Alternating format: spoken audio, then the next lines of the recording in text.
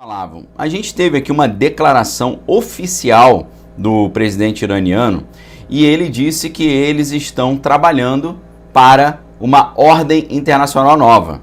Ele está clamando para que o mundo inicie uma ordem internacional nova. Literalmente, né, o que ele disse no seu pronunciamento foi assim: devemos pensar numa outra e nova, uma ordem internacional nova. E isso vai requerer grandes esforços. E aí, ele falou assim: o que aconteceu no dia 7 de outubro deve-se ao que a Terra Prometida tem feito contra o pessoal da faixa dos gases. E a mensagem mais importante que eles quiseram transmitir, então, é a libertação da Terra da faixa dos gases, né? E aí, esse foi o grande recado dele. E ele falou que tanto Tel Aviv quanto os Estados Unidos precisam ser punidos pelas coisas erradas que eles têm feito lá nas cortes internacionais. E, segundo o presidente iraniano, também ficou provado ao mundo inteiro que os Estados Unidos estão fazendo muitas maldades no mundo, apesar de defender os direitos dos seres humanos, só que, segundo ele, apenas da boca para fora, né? E ele disse também que o Conselho de Segurança na ONU não foi capaz de parar esse conflito na faixa dos gases. Uma das questões importantes, então, que ele falou é tirar esse cerco que tem sido feito à faixa dos gases e também abrir passagem para a entrega de ajudas e para que o povo tenha a sua assistência. E ele falou que o destino de Tel Aviv é ser derrotado, e ele também disse que a faixa dos gases precisa ser liderada por pessoas da própria faixa, né? E já passou o tempo em que os Estados Unidos decidiram o destino deles, tá? Esse foi o recado, então, do líder iraniano para o mundo inteiro. Só lembrando que vocês estão chegando agora, para quem está chegando aí, é muito importante você dar o like. Quando você dá o like, a plataforma entende que você está gostando do conteúdo e manda para mais gente. E além disso também, a plataforma, quando você dá o like, ela entende que você está gostando do conteúdo e continua mandando para você mesmo, tá? Então isso é muito importante. A situação lá ali no Golfo Pérsico, na região iraniana, está bem preocupante. E a gente sabe que é complicado porque eles estão quase conseguindo desenvolver equipamentos nucleares, e a gente sabe que os iranianos hoje eles ocupam uma região muito importante ali no Oriente, além de ter um território muito grande no Oriente, ser um ponto muito estratégico. Nós sabemos hoje também que os iranianos eles possuem a segunda maior reserva de gás natural do mundo. Isso traz para eles uma vantagem enorme, porque tem um continente inteiro precisando de gás natural, né? Já que o fornecedor que vendia gás para eles perdeu o alvará, né?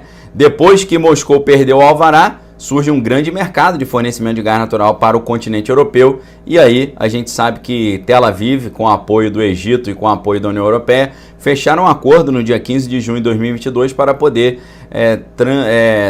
vender o gás natural ali da faixa dos gases, refinar esse gás lá no Egito e depois mandar de barco para a Europa, tá?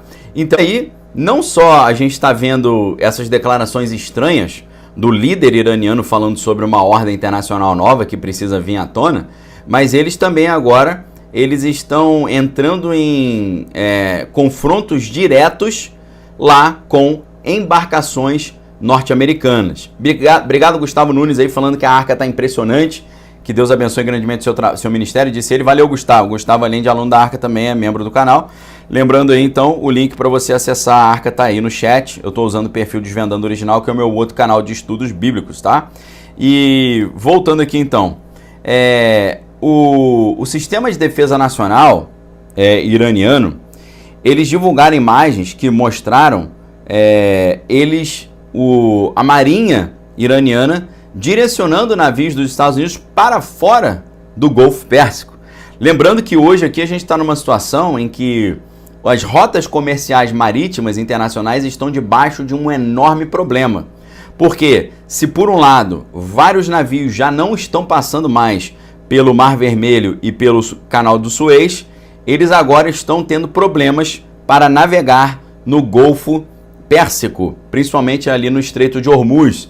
Aquela região ali é por onde passa boa parte do petróleo mundial. Se aquela parte ali ficar com problemas ali de circulação, a gente pode ter uma nova crise igual a crise do petróleo que aconteceu no ano de 1974. Diogo tá falando que leu o meu livro Manual do Cristão, tá dizendo que é muito bom. Valeu, Diogo. Lembrando a vocês que a nossa livraria tá com uma promoção também muito legal. E é só você entrar lá, livraria.daniellopes.com.br. Vou deixar o link aqui para vocês também no chat aqui do YouTube, tá? Tá aí o link da minha livraria. Aproveitem, promoção de Natal ali, descontos especiais, tá? Então, o que está acontecendo? A situação, o nível de tensão entre Estados Unidos e iranianos cada vez mais crescente. Pra vocês terem uma ideia de como isso tem impactado o comércio mundial já, o canal do Suez, ele é administrado pelo Egito.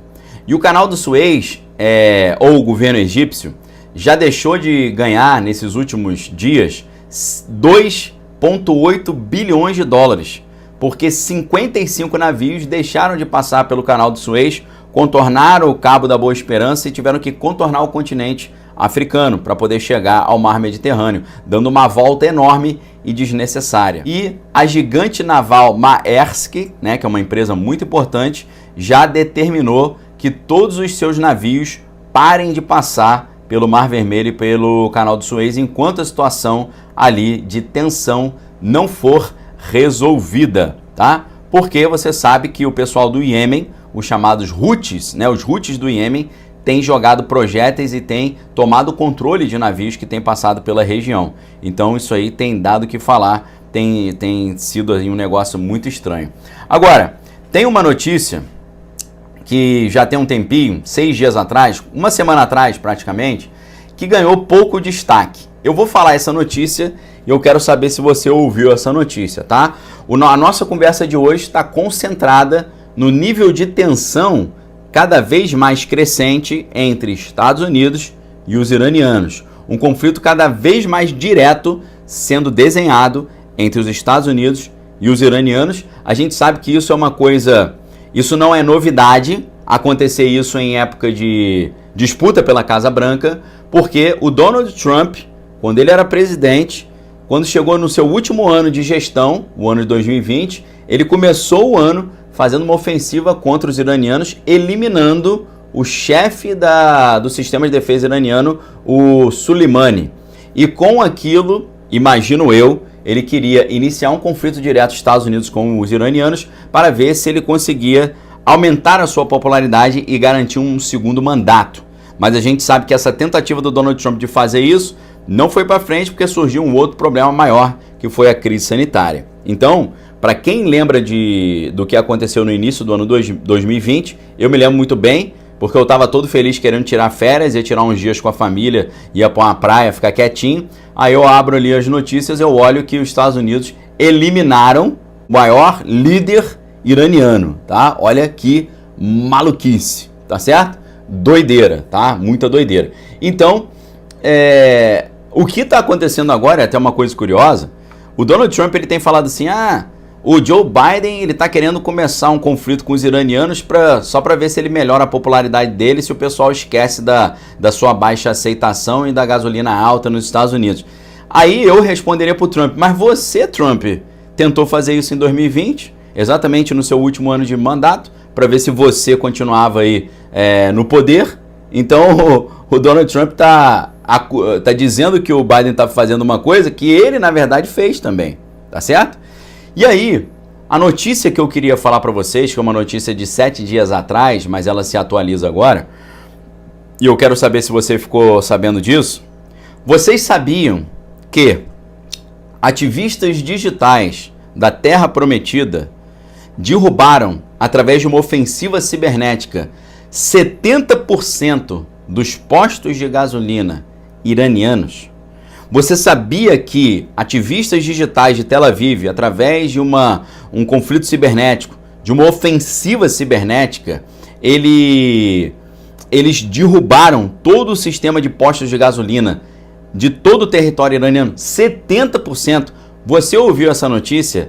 Se você ouviu, coloca número 1. Se você não ouviu, coloca 2, tá?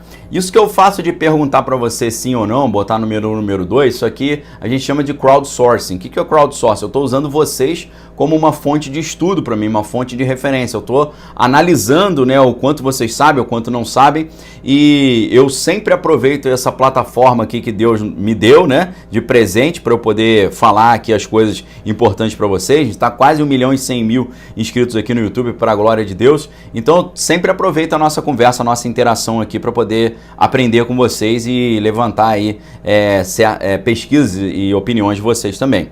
Então, o que aconteceu? Prestem muita atenção, porque isso tem tudo a ver com o que a gente tem alertado aqui, com o que o Fórum Econômico Mundial tem alertado com seus exercícios chamados polígono cibernético, onde eles têm alertado sobre a possibilidade de uma ofensiva cibernética global que seria pior, eliminaria mais vidas do que uma crise sanitária causada ali por um agente biológico, né? Eles têm falado lá, o Klaus Schwab, todo aquele pessoal lá do Fórum Econômico Mundial tem falado que viria uma crise cibernética aí, que ativistas digitais derrubariam a internet, a eletricidade, né, usando ali técnicas de internet e tal, técnicas cibernéticas. A gente sabe que isso é uma tendência, né? Nós sabemos também que a NASA tem avisado que em 2024 o Sol vai ter uma atividade acima do normal, e essa atividade acima do normal vai liberar uma ejeção de massa coronal do Sol, que isso funciona como um pulso eletromagnético, né? Que pode fritar os circuitos e derrubar a internet e as eletricidades, principalmente os cabos submarinos de internet intercontinentais. A gente sabe que no ano de 2020, aquele navio lá de Moscou, o navio Yantar, que é um navio espião, estava exatamente em cima da região no Rio de Janeiro, onde ficam os cabos intercontinentais que chegam ao Brasil. A gente sabe que agora tem uma usina de dessalinização de água lá em Fortaleza, que também dizem que se eles fizerem alguma coisa diferente ali, pode ser que caia toda a internet do Brasil, um negócio muito doido. E nós sabemos que esses cabos intercontinentais submarinos de internet, eles são muitíssimo vulneráveis a esses pulsos eletromagnéticos, sejam pulsos eletromagnéticos liberados daqui da Terra ou liberados do Sol. Então existe uma espécie de programação preditiva, uma espécie de treinamento da opinião pública de que ano que vem o Sol vai fazer alguma coisa que pode cair a internet. Então a gente precisa ficar muito de olho nisso, tá? Então a notícia é essa: 6 dias atrás, ativistas digitais lá de Tel Aviv derrubaram 70% dos postos de gasolina através de uma ofensiva cibernética.